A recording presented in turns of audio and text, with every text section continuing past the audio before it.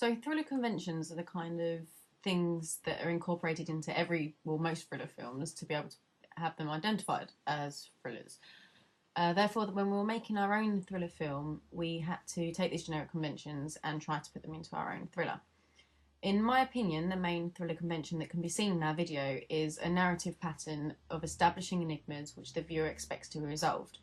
From the very beginning of our film, questions will already be arising in the audience's mind. These questions are kind of things such as who is the girl, where is she driving to and from, who's put a pram there, who's getting into her car, and obviously the main one is what's going to happen to her.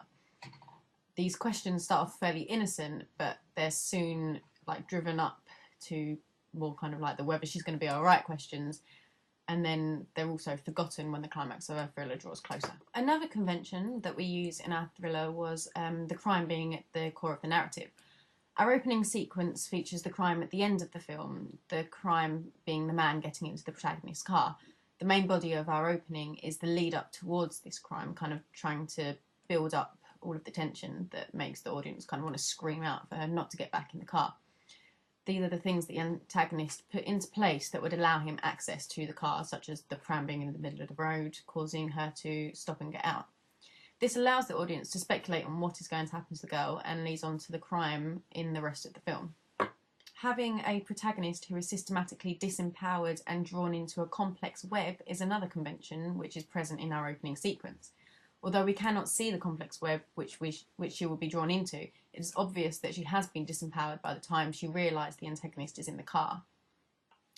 Themes of voyeurism are also present in our thriller opening. We found that voyeurism was probably one of the most common themes and conventions that were used in a lot of the films that we were researching, such as Saw, the Saw series. They often have the antagonist filming everything that's going on and then watching it back later, and then you sometimes see it through what he's watching it on the screens and everything. Also, Vacancy was another one that we researched during the time, where the antagonist also had cameras set up in the room watching what was going on. We played on this theme of voyeurism a little bit, as obviously we didn't have video cameras being used yet. Maybe it's something that would have come further into our film, we're not too sure. The antagonist would have had to have been watching the girl, obviously, to see whether she got in a car. The other theme of voyeurism that plays on the audience's mind is that it's unclear as to whether the protagonist has been chosen and stalked beforehand or whether she was just in the wrong place at the wrong time.